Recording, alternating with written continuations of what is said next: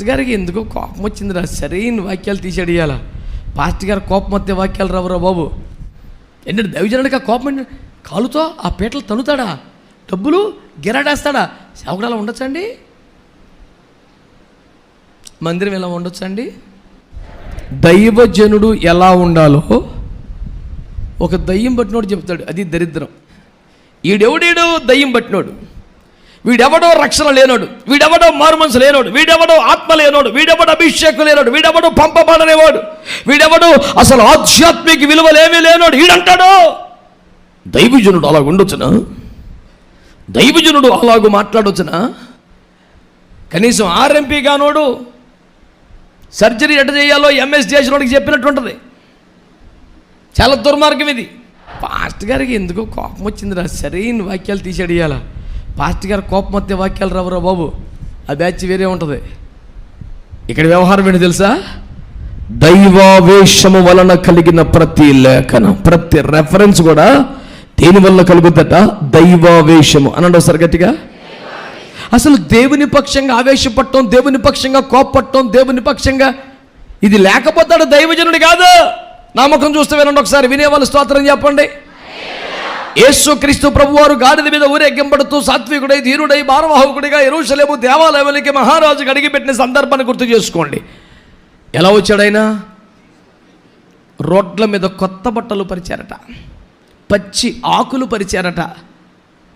దావీదు కుమారునికి జయం, హోసన్నా, ప్రభువు పేరట వచ్చేవాడు దీవించబడు, ఇలాంటి కేకలతో, జై జై ధ్వానాలతో వాళ్ళు తీసుకొచ్చారంట. ఇంత అట్టహాసంగా, ఇంత స్వాగతంతో, ఇంత ఘనముగా, ఇంత సత్కారం చేస్తూ వారు మందిరంలోకి తీసుకొచ్చారు కదా. లోపలికి రాగానే ఆయన ఏమనాలి? Thank you so much, thank you ఉప్పొంగిపోవాలి కదండి. వచ్చిన స్వాగతం ఎట్లాంటిది మరి? ఆయన కాదు, ఆయన ఎక్కిన గాడిదని కూడా మట్టి అంటకుండా చూసుకుంటే యేసు రక్తం ఏం చేయం? అంతకనక ఇంకెవడు చూస్తాడండి? అంత బేబత్సగా చేస్తే గాడిద మీద కొత్త బట్టలు వేశారు, రోడ్డు మీద కొత్త బట్టలు వేశారు, పచ్చని కొమ్మలు పరిచారు. దావీదు కుమారునికి జయము, హోసన్నా, హల్లెలూయా అని కేకలేసుకుంటూ ఒక రేంజ్లో తీసుకొస్తే లోపలికి రాగానే శతకొట్టించాడు ఒకరిని పట్టుకొని. అవునా కదా? అక్కడ కొన్ని తాళ్ళు ఉంటే ఒక మూల కూర్చున్నాడంట. ఏందబ్బా సైలెంట్ కూర్చున్నాడంటే, తుఫాను ముందు ప్రశాంతది.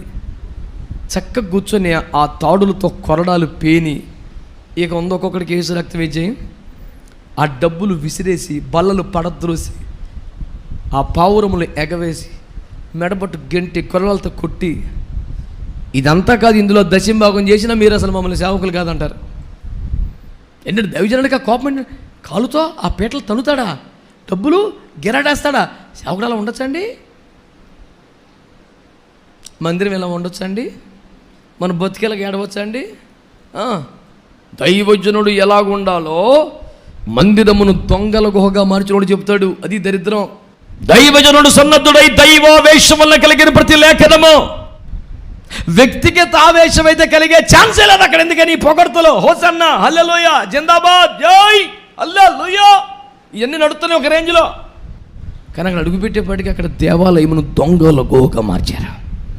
వ్యాపారాలు జరుగుతున్నాయి, దేవుని మహిమను దొంగిలిస్తున్నారు, దేవుని స్థలాన్ని ఇష్టారాజ్యానికి వాడుకుంటున్నారు.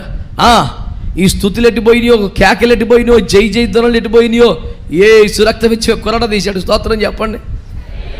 ఒక్క తనుదంతే పీటలు ఎగిరిపోయినాయి, డబ్బులు ఇసిరేసాడు, బేబత్సం చేసేసాడు. అయ్యి బాబాయ్, ప్రేమామయ్య, కరుణామయ్య, శాంతిమయ్య. ఏదయ్యా శాంతి? పట్టుకుని చెత్తకొట్టేస్తున్నాడు. నేను రాశాను ఒక ఆర్టికల్ గతంలో, కరుణామయుని కొరడా అని. స్తోత్రం చెప్పండి ఒకసారి. చెప్పరే, కరుణామయుడి మీద కొరడాలు పడ్డాయని ట్రాజడీ సీను శివరంజన్ రాగం వెనకాల వాయించేయటమే తప్ప అసలు కరుణామయుడే కొరడా పట్టాడుగా. అదేంటి మరి? ఈ ఆదివారం యేసుప్రభు కొరడా పడితే మళ్ళీ శుక్రవారం ఆయన మీద పడ్డాయి కొరడాలు. యేసు మీద పడ్డ కొరడా కాదురా బాబు, యేసు వాడిన కొరడా తెలుసా? దేవుని కృప అలాంటి రెఫరెన్స్ మేము ఎప్పుడు చదవండి. అందుకలా ఉందండి బండి. ఆశీర్వాదాలు ఎట్లా వస్తాయి? దుష్టత్వం నుండి మళ్లింపబడితే. తప్పది రాయ్, కుదరదు రాయ్ చెప్పేవాడు కావాలి ఒకడు. మనకు అలా ఉండకూడదు. బ్రదర్ గారు ఎంతో మంచివారు, సిస్టర్ గారు చాలా ప్రేమ కలిగిన వారు, వారు ఎంతో దైవభక్తి కలిగిన వారు, సేవకులను ఎంతగానో ఆదరిస్తారు. ఎందుకు ఆదరించరు? నువ్వు ఎప్పుడు ఖండించవు కదా. ఖండించేది గది ఎప్పుడు వచ్చినా సరే, దేవుడు నిన్ను నీ కుటుంబమును పోషించును గాక, కాపాడును గాక, వర్ధల్ల చెయ్యును కాక అంటే హల్లెలూయా ఆమేన్. ఈలోపు ఎవడైనా అమాయకుడు తగలబడి మధ్యలో రాయ్ మీరు దేవుని మందిరమును దొంగల గుహగా మార్చారంటే సిలువేసేయ్ అంటారు వెంటనే. అయినాచో దుష్టత్వంలో నుండి మళ్లింపబడితేనే మీకు ఆశీర్వాదం వస్తుంది.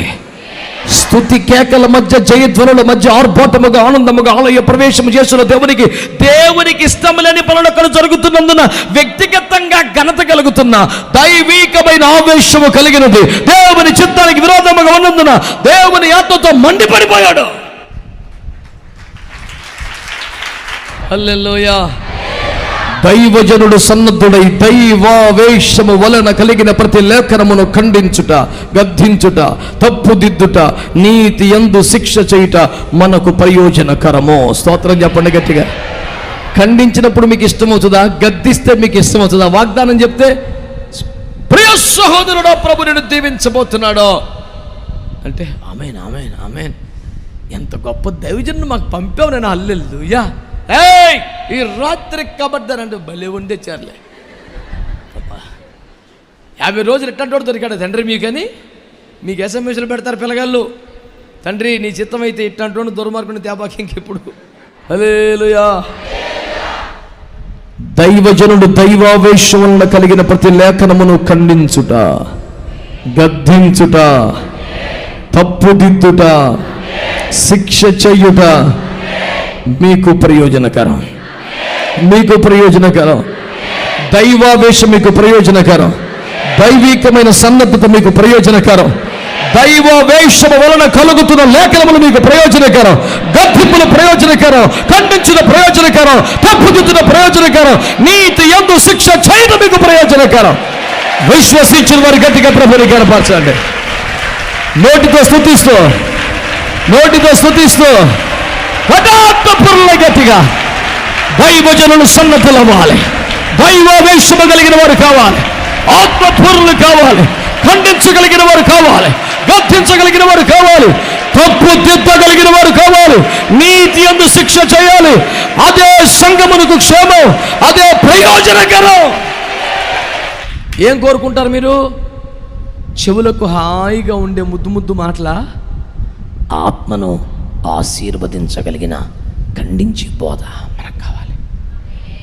దుష్టత్వములో నుండి మళ్లించబడితేనే అనాలే, మళ్లించటమే సరైన సేవ. అందుకొరకు సేవకుడు పుట్టించబడ్డాడు, కాపాడబడ్డాడు, బ్రతికించాడు, పంపబడ్డాడు, వాడబడుతున్నాడు. దేవునికి స్తోత్రం చెప్పండి.